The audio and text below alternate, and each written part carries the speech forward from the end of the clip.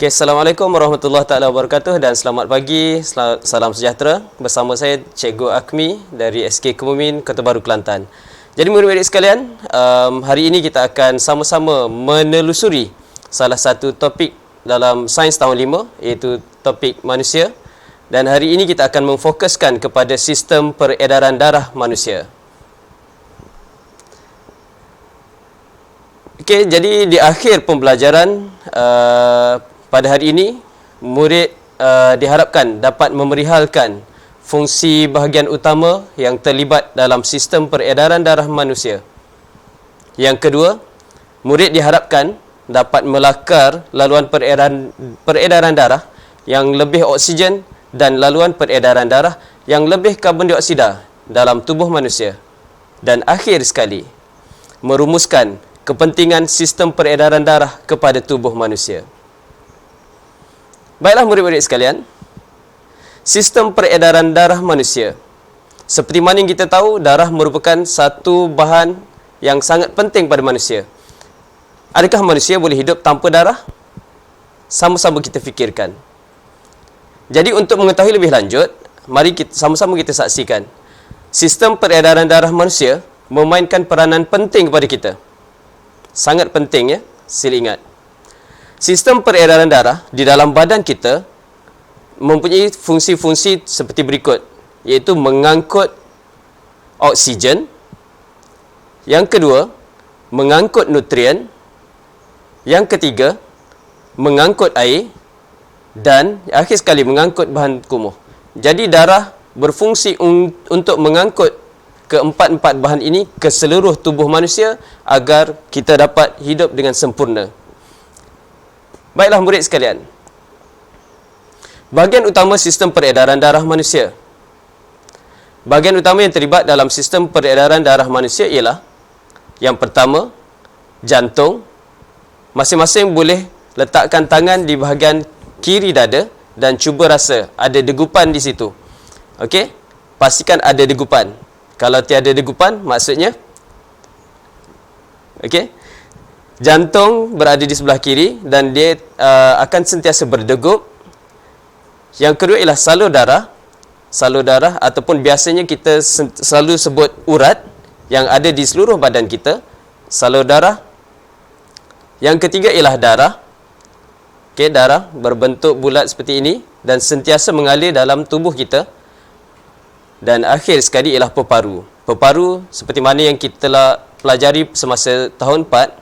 Okey, manusia mempunyai dua peparu, peparu kanan dan peparu kiri, dan peparu berfungsi dalam sistem pernafasan manusia. Okey, murid sekalian, mari kita saksikan, mari kita perhalusi setiap fungsi bagi organ-organ yang terlibat dalam sistem peredaran darah. Yang pertama sekali ialah jantung. Apakah fungsi jantung? Jantung berfungsi untuk mengepam darah ke peparu dan seluruh bahagian tubuh. Jantung mempunyai dua bahagian, iaitu bahagian kiri dan kanan. Bahagian kiri jantung berfungsi untuk mengepam darah yang mengandungi lebih oksigen ke seluruh tubuh. Manakala bahagian kanan jantung berfungsi untuk mengepam darah yang mengandungi lebih karbon dioksida ke peparu. Gambar ini menunjukkan gambar jantung manusia. Okey, perhatikan bahagian berwarna merah ini. Ini ialah bahagian kiri jantung. Bahagian kiri jantung fungsinya apa tadi? Ya, betul Alia. Bahagian kiri jantung berfungsi untuk mengepam darah yang lebih oksigen ke seluruh tubuh manusia. Dan yang bahagian yang berwarna biru ini, bukan darah berwarna biru ya. Ini nak membezakan di antara kandungan darah. Okey, bahagian biru ini bahagian kanan jantung dan fungsi bahagian kanan ialah mengepam darah yang mengandungi lebih karbon dioksida ke peparu. Mungkin ada yang belum jelas lagi. Tak apa, lepas ni saya akan beri penerangan yang lebih supaya kita semua dapat memahami dengan sebaik mungkin. Bahagian yang kedua ialah peparu. Seperti mana yang telah kamu pelajari semasa tahun 4, peparu memainkan peranan dalam sistem pernafasan manusia. Jadi apakah fungsi peparu? dalam sistem peredaran darah ini. Okey, peparu ialah tempat pertukaran antara gas oksigen dan gas karbon dioksida. Masih ingat lagi tentang dua gas ini? Gas oksigen dan gas karbon dioksida. Semasa kita menarik nafas, kandungan gas oksigen lebih banyak berbanding karbon dioksida. Semasa kita menghembus nafas, kita mengeluarkan gas karbon dioksida lebih banyak berbanding dengan gas semasa kita menarik nafas. Okey, ini ialah gambar peparu. Okey, masih ingat lagi? Bahagian ini yang berwarna ungu ini dikenali sebagai trakea, dan dua bahagian ini, bahagian kiri dan kanan, ini ialah peparu. Cuba ingat balik, peparu kiri lebih kecil berbanding peparu kanan. Kenapa? Ya, betul tu Hazim. Okey, kerana peparu kiri terdapat jantung di bahagian peparu kiri. Okey, seterusnya, bahagian yang seterusnya ialah salur darah ataupun kita kenali sebagai urat. Salur darah ialah tiub laluan untuk darah mengalir ke seluruh tubuh. Jadi yang menyalurkan darah ke seluruh bahagian badan kita ialah salur darah ataupun urat. Okey, ini ialah gambar pergerakan darah di dalam salur darah. Apabila kita terluka, darah akan mengalir keluar. Mengapakah itu berlaku? Okey, apabila kita terluka, sebenarnya salur darah kita telah terpotong dan menyebabkan darah keluar dari struktur badan kita. Okey, seterusnya, bahagian yang keempat ialah darah. Bahagian utama yang terlibat dalam sistem peredaran darah ialah darah itu sendiri. Darah mengalir melalui salur darah ke seluruh tubuh. Darah berfungsi untuk mengangkut oksigen, nutrien, air dan bahan kumuh. Oksigen, apakah oksigen? Adam, oksigen apa? Betul tu Adam. Oksigen ialah sejenis gas yang terlibat dalam sistem pernafasan. Seterusnya, apakah nutrien? Syazrin, apakah nutrien? Ya, Syazrin, percubaan yang baik. Nutrien ialah hasil ataupun zat daripada makanan yang kita ambil. Dan nutrien itu dapat kita perolehi selepas berlakunya proses pencernaan. Seterusnya, darah juga mengangkut air untuk dihantar ke seluruh tubuh. Dan darah juga berfungsi untuk mengangkut bahan kumuh untuk kita singkirkan dari badan. Okey, satu fakta yang menarik, di manakah darah dihasilkan? Untuk makluman semua murid, darah dihasilkan di bahagian tulang yang dipanggil sebagai sumsum tulang. Okey. Seterusnya kita akan perhatikan laluan peredaran darah manusia. Perhatikan gambar rajah yang telah disediakan. Okey. Bahagian atas ini ialah peparu dan ini ialah jantung, di tengahnya ialah jantung dan di bawah sekali ialah tubuh manusia. Perhatikan petunjuk di sini terdapat laluan yang berwarna merah dan laluan yang berwarna biru. Perhatikan gambar rajah ini betul-betul. Laluan yang berwarna merah menunjukkan bahawa darah itu mengandungi lebih oksigen. Dan laluan yang berwarna biru menunjukkan bahawa darah itu mengandungi lebih karbon dioksida. Jadi bagaimanakah laluan peredaran darah manusia semasa darah sentiasa mengalir di dalam tubuh manusia? Okey, pertama sekali, perhatikan anak panah di sini. Apabila kita menarik nafas, udara yang mengandungi lebih oksigen akan memasuki peparu dan diserap ke dalam salur darah. Jadi, dapatkah kamu kaitkan di antara sistem pernafasan dengan sistem peredaran darah? Seterusnya, setelah oksigen itu memasuki darah, maka darah yang mengandungi lebih oksigen tadi akan dihantar ke jantung. Okey, darah ini dikenali sebagai darah lebih oksigen. Dan apa fungsi jantung? Setelah darah ini memasuki jantung, jantung akan mengepam pula darah yang lebih oksigen tadi ke seluruh tubuh untuk membolehkan kita melakukan pelbagai aktiviti, melakukan pelbagai pergerakan. Okey. Setelah tubuh manusia menggunakan oksigen, maka karbon dioksida akan terhasil dan diserap ke dalam darah. Sebab itulah kita dapat melakukan pelbagai aktiviti, pelbagai pergerakan. Ini kerana dibantu oleh darah yang mengandungi lebih oksigen. Faham murid-murid? Okey. Kalau faham, saya akan teruskan lagi dengan slide yang seterusnya. Apa akan berlaku setelah badan kita menggunakan oksigen di dalam darah? Okey. Yang berlaku ialah karbon dioksida akan terhasil dan karbon dioksida akan mengambil tempat oksigen sebentar yang tadi. Okey. Seterusnya, okey, perhatikan gambar rajah ini mungkin lebih jelas bagaimana pergerakan darah yang berlaku di dalam tubuh manusia.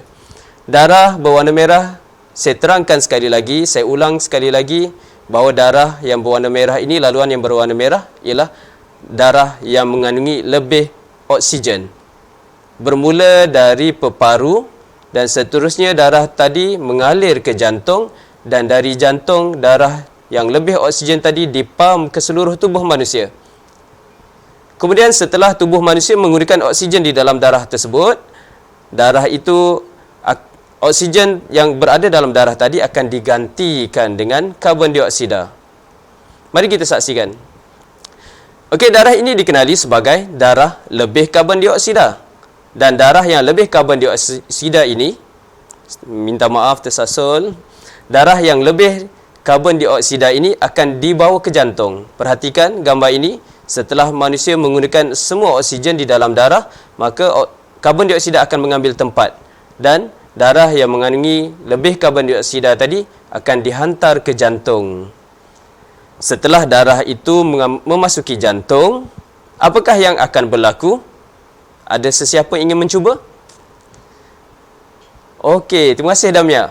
Darah tadi yang mengandungi lebih karbon dioksida akan dipam oleh jantung ke mana? Darah itu akan dipam oleh jantung ke peparu. Okey, dari jantung, darah lebih karbon dioksida ini akan dipam ke peparu dan peparu akan menyingkirkan karbon dioksida ketika kita menghembus nafas.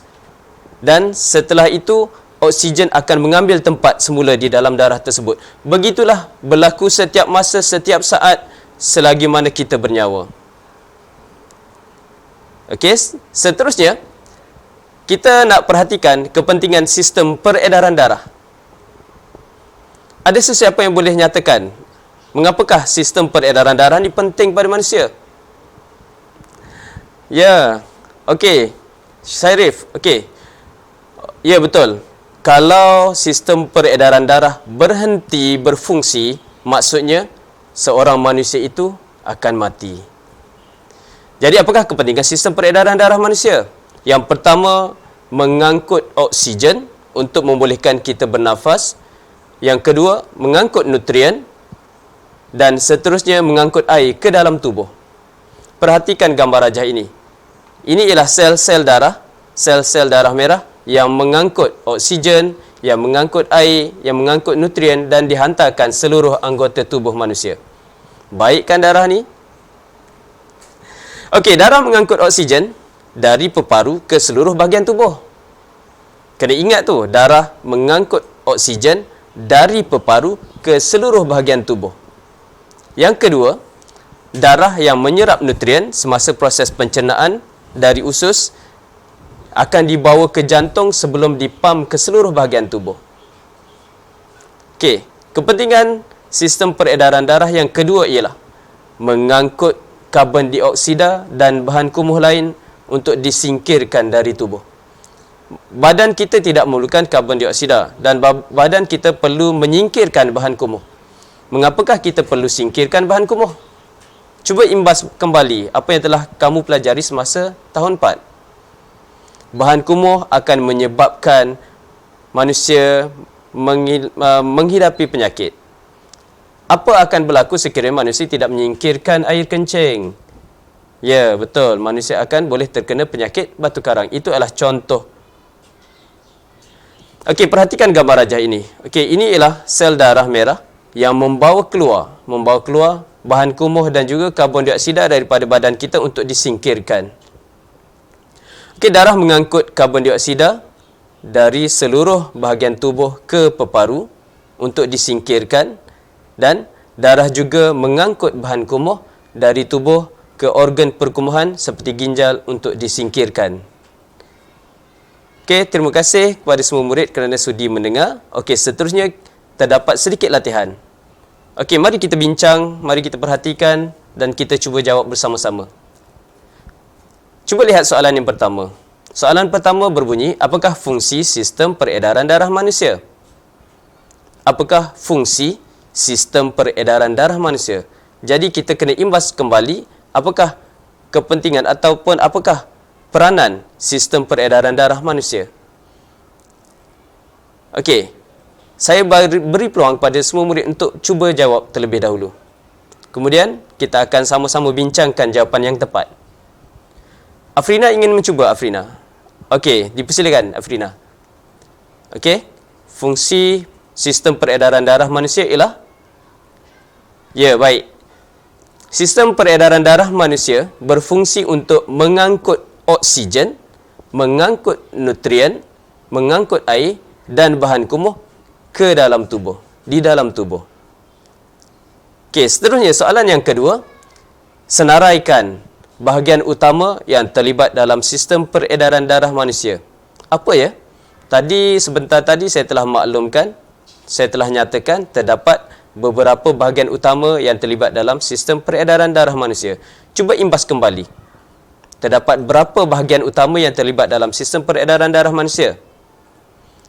Ya, betul. Ada 4 bahagian utama yang terlibat dalam sistem peredaran darah manusia. Terima kasih, Anissa. Okey. Apakah bahagian tersebut? Okey, mari kita saksikan. Bahagian tersebut ialah jantung, peparu, salur darah dan darah. Okey, pastikan kamu semua menulis jawapan yang betul ya. Seterusnya kita akan mari kita bincang soalan yang ketiga, iaitu nyatakan fungsi setiap bahagian yang berikut. Okey. Apakah fungsi jantung, apakah fungsi peparu, apakah fungsi salur darah dan apakah fungsi darah? Okey, apakah fungsi jantung? Jantung berfungsi untuk jantung berfungsi untuk mengepam darah ke peparu dan ke seluruh bahagian tubuh. Seterusnya, apakah fungsi peparu di dalam sistem peredaran darah ini? Peparu berfungsi sebagai tempat pertukaran antara gas oksigen dan gas karbon dioksida. Soalan yang ketiga, salur darah. Apakah fungsi salur darah di dalam sistem peredaran darah manusia? Okey. Apakah fungsi salur darah? Ada ingin mencuba? Okey, mungkin malu rasanya. Okey, salur darah berfungsi sebagai tiub laluan untuk darah mengalir. Senang je jawapan dia. Sebagai laluan untuk darah mengalir. Dan soalan yang terakhir, apakah fungsi darah di dalam sistem peredaran darah manusia? Okey, Syazrin nak cuba sekali lagi. Okey, very good. Okey, darah berfungsi untuk, ya betul Syazrin, untuk mengangkut oksigen, nutrien, air dan bahan kumuh untuk disingkirkan oleh badan. Ada 2 lagi soalan. Okey, mengapakah sistem peredaran darah berkait rapat dengan sistem pernafasan? Kalau kita perhatikan sebentar tadi, berdasarkan penerangan saya, kita dapat perhatikan bahawa sistem peredaran darah ini mempunyai kaitan yang sangat rapat dengan sistem pernafasan. Okey, ini soalan aras tinggi ya. Mengapakah peredaran darah berkait rapat dengan sistem pernafasan? Okey. Okey, Hanan. Ya, mungkin Hanan nak cuba. Okey. Okey, Hanan, sistem peredaran darah berkait rapat dengan sistem pernafasan kerana darah mengangkut oksigen dan karbon dioksida untuk membolehkan manusia bernafas. Terima kasih Hanan, percubaan yang baik.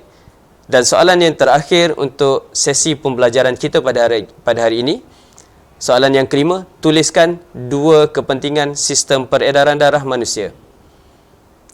Jawapannya boleh diperhatikan pada slide yang terakhir tadi. Okey, 2 kepentingan sistem peredaran darah manusia. Okey. Apakah kepentingan tersebut? Yang pertama, mengangkut oksigen, air, nutrien ke dalam tubuh.